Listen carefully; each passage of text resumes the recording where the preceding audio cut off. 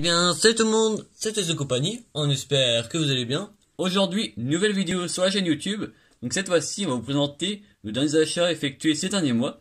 Donc des achats plutôt assez fournis, hein, avec bien sûr des Hot Wheels, des majorettes. Toute marque. Voilà, donc vraiment toute marque. Ce sera très diversifié. Comme vous avez vu à la miniature de la vidéo, il y aura du très très lourd en Hot Wheels. Hein. Comme vous avez pu voir, on va vous présenter ça bien sûr tout au long de la vidéo.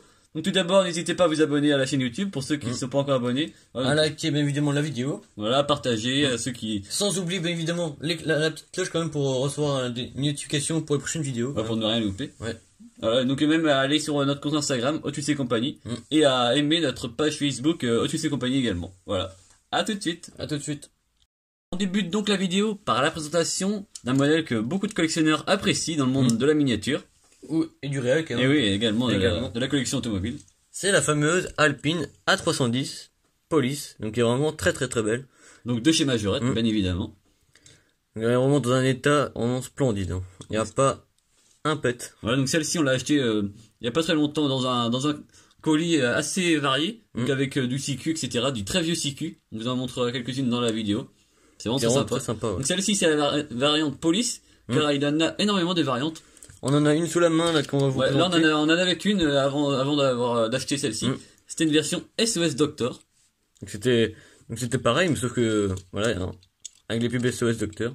C'est vraiment super également. Donc en plus la présence des rétros. Celles-ci ont des rétros blancs, alors que celles-ci ont les rétros un peu chromés sur la gendarme, sur la police pardon. Elle est vraiment très belle quand même. Dans un très bel état, made in France bien sûr, châssis métal. Ça c'est vraiment des très belles pièces de collection maintenant. Ça nous fait maintenant deux variantes pour la Porsche, pour l'Alpine A310. Voilà. On continue la vidéo avec cette fois-ci du blister Hot Wheels de 2006 pardon, excusez-moi. Alors, on commence par la Hammer Sled. C'est donc une moto. Vous voyez le blister. Un peu spécial on va dire. Et oui, blister en très bel état. La moto, vraiment, c'est pas du tout courant ni commun.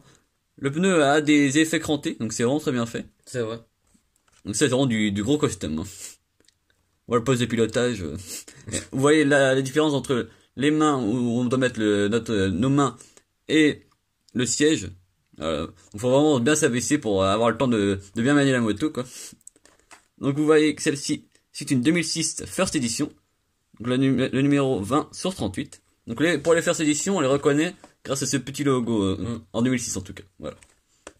À l'air du blister, vous voyez, tout à fait ordinaire, dans un très bel état. Donc ça, c'est une First Edition. On en a eu une deuxième, encore une moto. C'est une Dodge Tomahawk. Comment je pourrais dire ça? J'ai pas un très bon accent anglais, pardon. Tomahawk. Ouais, c'est un peu spécial comme nom. Voilà. Donc en fait, ça c'est une moto de chez Dodge. Donc on vous mettra des photos du modèle réel. Donc déjà, c'est déjà assez rare des motos de chez Dodge. Et oui, en plus en Hot Wheels. Donc celle-ci, elle est vraiment magnifique, hein, très bien réalisée. On peut voir qu'elle a un énorme V12. Assez imposant. Les petits détails avec écrit Dodge, la couleur est vraiment très sympathique. Hein.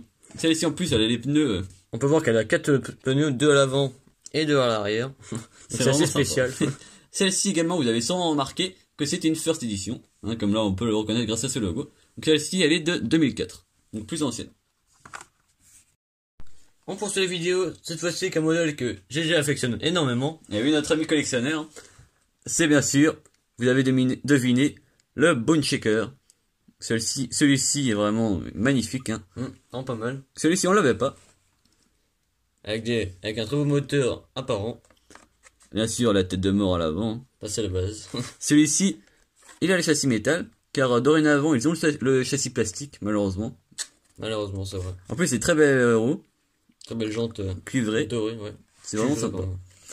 Celui-ci également, First Edition, de 2006. Donc c'est vraiment super parce que au moins ça nous permet de rentrer le Bone Shaker dans sa version initiale. Dans cette même année, il y avait eu également une version rouge un peu cuivre, je crois. Voilà. Donc vraiment un blister très très bien également, très bien conservé. C'est vrai, tout à fait. Franchement, il est vraiment superbe. Et sinon, petite question, comment on fait pour connaître un modèle en First Edition quand il est en loose? Alors, si vous ne savez pas, souvent lorsque ce sont des modèles réels, hein, je parle pas forcément de Bone Shaker et de modèles assez inventés, Par exemple, on va prendre l'exemple d'une Camaro, de 2008 ou de 2009. Souvent, les premières éditions ont une couleur unie, donc pas de décor ni de version de course. Et elles ont les tampons à l'arrière et à l'avant. Voilà, donc pour démarrer le moule, en fait, ils vont le faire de façon très identique à la version réelle. Voilà. Ça, c'était souvent le cas dans les années 2010 jusqu'à aujourd'hui. Hein. Vous voyez, par exemple, avec la classe A de cette année, la première année, elle est sortie toute blanche, avec les décors des tampons à l'avant et à l'arrière, qui étaient vraiment très bien réalisés. Et en fait, par la suite, le moule Hot Wheels va être... ils vont moins vouloir faire les tampons comme si c'était ici à l'avant et à l'arrière. Ils vont vouloir faire plein de décors et donc supprimer les tampons à l'avant et à l'arrière. Voilà. Mais ça, c'est pas forcément le cas pour tous les véhicules. C'est le cas généralement pour les first edition, mais ça, il y a des exceptions, quoi. Voilà. On poursuit cette vidéo par le modèle le plus rare de la vidéo. Que vous avez sûrement vu à la miniature. Voilà. Et qui a la plus grosse cote, la plus grosse valeur. C'est un modèle du Redline Club, donc du club Hot Wheels aux USA. Et vous voyez, c'est la Porsche 964. On va regarder ça en détail quand on va déballer le blister de protection. Une fois déballé, on enlève. Voilà ce que ça rend. Voilà, donc là vous voyez, là il y a le blister de protection officiel Hot Wheels. Donc ça c'est vraiment très sympa, donc c'est livré avec. Et si on regarde la Porsche de plus près, vous voyez qu'elle est vraiment magnifique. Donc cette Porsche-là a été appartenue par Magnus Walker. Et oui, en fait c'est une des voitures de sa collection. Donc c'est vraiment très très belle quand même. Vous voyez là, les tampons sont complètes à l'avant, les pneus sont en gomme, avec en plus là le petit logo Magnus Walker, hein, voilà, une réplique du modèle réel. À l'arrière également, c'est vraiment magnifique. Les pots, voilà, la petite plaque Outlaw. Le châssis est en métal. Donc voilà, donc pour le blister, vous voyez la voiture ici. Là, on remarque le logo de Magnus Walker, donc pour vous dire que c'est vraiment... En gros, c'est sa signature. Voilà. À l'arrière, on revoit le véhicule en détail. Voilà, donc vraiment très sympa. Celle-ci est un peu grise, voilà. Voilà. Donc c'est pour ce modèle-là, il y a eu donc deux variantes. Et oui, donc pour cette année-là, donc c'était en 2018. Vous voyez, on va, si ça focalise, voilà, on va à 2018 en haut à gauche. Elle est sortie en version grise. Et en fait, il y a une variante dans un coffret qui est vraiment collector et assez recherché. Elle est noire. Et on voit le petit personnage Magnus Walker reproduit à l'identique en fait. Donc c'est deux variantes. Donc on peut penser que c'est la même reproduite dans un blister du RLC, mais en fait ce sont deux variantes de couleurs. Voilà. Donc celle-ci, on peut voir également ici l'écusson officielle Hot Wheels pour voir la rareté. Certifié, ouais. Donc il y a eu 10 000 exemplaires et nous avons le numéro 9696. Donc vraiment une des dernières quand même. Ouais. Donc vous voyez ici hotwheelscollector.com. Donc c'est le club, c'est la branche de Hot Wheels qui fabrique ce genre de véhicule là. C'est vraiment très sympathique et sorti en 2018, donc ça commence maintenant à dater en plus. Vraiment un très beau moule qu'on n'avait pas. On poursuit cette fois-ci par un blister de 97. C'est le modèle Double Vision. Donc vu comme ça, on dirait que c'est un véhicule normal, on va dire. Mais comme ça, il y en a deux. C'est assez spécifique. Hein. Personnellement, je suis pas très fan. Mais voilà, vu qu'on l'a eu dans le lot pour un prix assez raisonnable, et vu que c'est un moule assez ancien maintenant, bon, on s'est dit que ça valait le coup de l'avoir pour compléter la collection. On voit encore le prix de l'époque, 9 francs. 9 francs. Donc ça faisait pas du tout cher. Hein. C'était encore en francs, donc c'était... c'est assez ancien, hein, voilà, donc elle a 20 ans, hein, la voiture. C'est vrai. Donc on voit le logo Hot Wheels a changé, hein, entre temps, il y a vraiment différents logos Hot Wheels. C'est vrai. Donc pour revenir au véhicule, vous voyez qu'à l'avant, il n'y a pas grand chose. Hein. Pas grand chose malheureusement. Sauf on peut voir sur l'aile avant gauche pour la présence de différents tampons.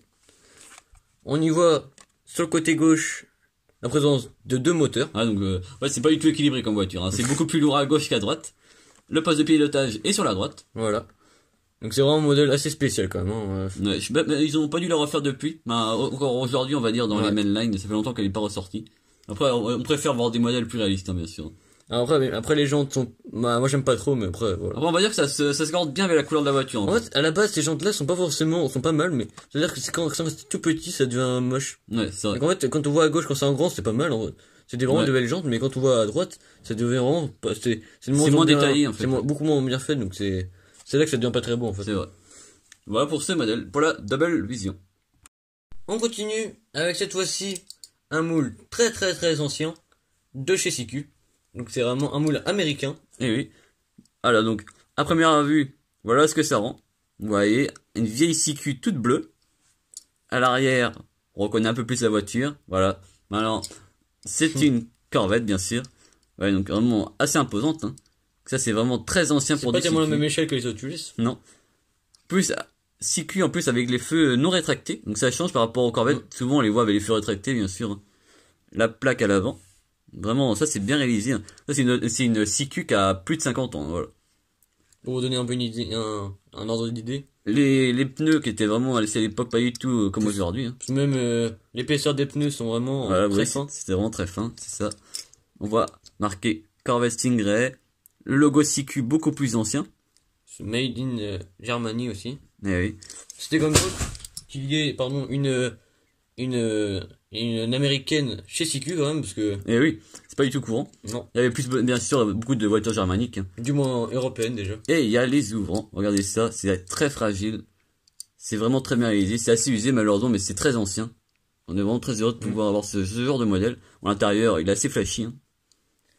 C'est vraiment très sympa. Donc ça, c'est Après la peinture est dans son jus. jus. Voilà. Ce qu'il faut dire aussi c'est que là on peut passer un peu cette chose là parce que la voiture a quand même plus de 50 ans donc c'est quand même Mais oui, c'est une vraie pièce de collection. c'est pardonnable on va dire. Et c'est beaucoup plus rare que des Majoret Benny-France de la même époque. Là.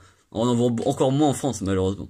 Après ça coûte et qu'en Allemagne on en voit peut-être beaucoup. Hein. Oui, bah oui, après, il faut se déplacer, bien sûr, pour en trouver beaucoup plus facilement. Donc ça, c'est très sympa. Après vous avoir présenté du CQ plus récent, il va y en avoir, bien sûr, sur la chaîne, maintenant qu'on est partenaire avec eux. Et donc, c'est vraiment sympa de présenter également du CQ très ancien. Voilà, ça change. Ensuite, cette fois-ci, il y avait la présentation d'un véhicule Matchbox. C'est un taco. C'est vraiment très sympa. Donc celui-ci, on l'avait en différentes variantes, mais on n'avait jamais trouvé celui-ci. Donc on ne le connaissait pas, donc c'est vraiment très sympa. C'est vraiment dans un très bel état quand même. Hein. Donc avec du beige, du vert et pour le toit du rouge.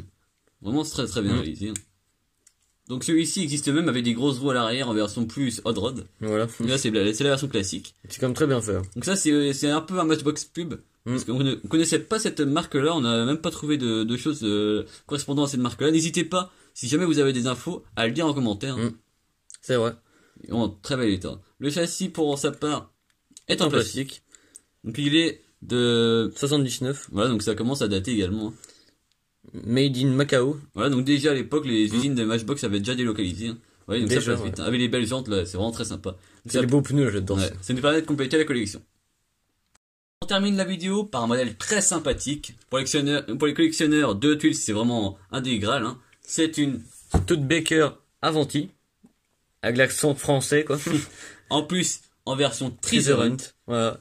Vraiment très très sympa, j'adore. Celle-ci est vraiment magnifique. Hein. C'est vraiment la belle réplique de l'originel. Bien sûr, celle-ci, on l'a. En STH, Voilà. on l'avait trouvé en vue de grenier à l'époque. Hein. Qui veut dire Super Treasure Hunt quand même pour, Voilà, donc c'est la même. pour les débutants. Sauf que celle-ci, à l'inverse de la TH, a une couleur de carrosserie Légèrement plus claire. Spectraflamme, voilà. Ouais. Comme les Redline de l'époque 68-69, et a des roues en gomme, voilà. Donc, celle-ci, pour voir la miniature de plus près, on voit qu'elle est vraiment magnifique. Hein. C'est vraiment superbe. Les jantes avec les flancs blancs, Très beau détail. Elle a tempo à l'avant. tempo à l'avant, tempo à l'arrière. Vraiment tout complet, c'est vraiment En plus, ce super qui est belle bien, c'est miniature. qu'il y a aussi les décors sur la carrosserie quand même. Donc Ouais. c'est vraiment plaisant. C'est vraiment très plaisir. Donc à l'époque, pour reconnaître les Treasure Hunt de l'époque 2010-2011 et dans ces années-là, quoi, vous pouvez voir qu'à l'époque, c'est marqué juste T-Hunt TH. en dessous. Voilà. C'est vraiment très sympa. Si on regarde le châssis, il est en métal, donc la miniature est assez lourde. Et on peut même voir qu'à l'époque, lors du conditionnement, on voit là L'accroche l'accroche pour mettre sur les blisters. qu'on voit là en fait. Il y en a une deuxième dans le blister. L'accroche de renforcement, quoi. Et donc à l'époque, quand ils ont fait la miniature, ils ont mis ça donc pour la miniature suivante, en fait. Voilà, donc une erreur d'embrayage qui est assez spécifique. Hein. Là, on peut voir que c'était la Treasure Hunt 5/15, donc il y avait une série de la 15, série, ouais. 15 blisters. La série verte du coup. Ouais. Et pour petite anecdote, Yohan de Miniature 3 inch sur Instagram, n'hésitez pas à aller voir son compte qui est vraiment Et Yon très, très Automobile sympa. pour le car spotting. Voilà. L'a trouvé il y a pas si longtemps dans un supermarché. Voilà, donc il a vraiment eu de la chance de trouver des blisters assez anciens. C'est vraiment très sympathique. Donc celle-ci, à l'arrière du blister, on peut voir que c'est vraiment très bel état. Celle-ci, on l'avait acheté à GG, je me souviens, parce que, bien sûr, on en avait acheté beaucoup, donc on présente petit à petit les véhicules qu'on a achetés chez lui. Donc ça permet aussi de varier les blisters, etc. Et donc celle-ci est de 2010. Voilà, donc un des modèles les plus beaux de la vidéo, je pense. Voilà. C'est déjà la fin de la vidéo. S'il vous a plu, n'hésitez pas à liker, à vous abonner, sans oublier la Petite cloche, qui est bien sûr très importante pour ne louper aucune vidéo. N'hésitez pas à nous dire dans les commentaires quel était votre modèle préféré de la vidéo. Et à nous dire si vous voulez qu'on vous présente votre collection en Voilà. vidéo. N'hésitez pas à venir pour ceci nous contacter sur Instagram, donc Otus et compagnie. Facebook. Voilà, ou Facebook, hein, Donc à c'est- votre choix. Donc c'est quoi sur Facebook? C'est Otus et compagnie également. Voilà. Voilà, c'est une page Facebook. Autrement, il y a le compte personnel également pour venir nous contacter directement. Ou sinon dans les commentaires, on s'arrangera si vous avez ni Instagram ni Facebook. Voilà. À plus. À plus.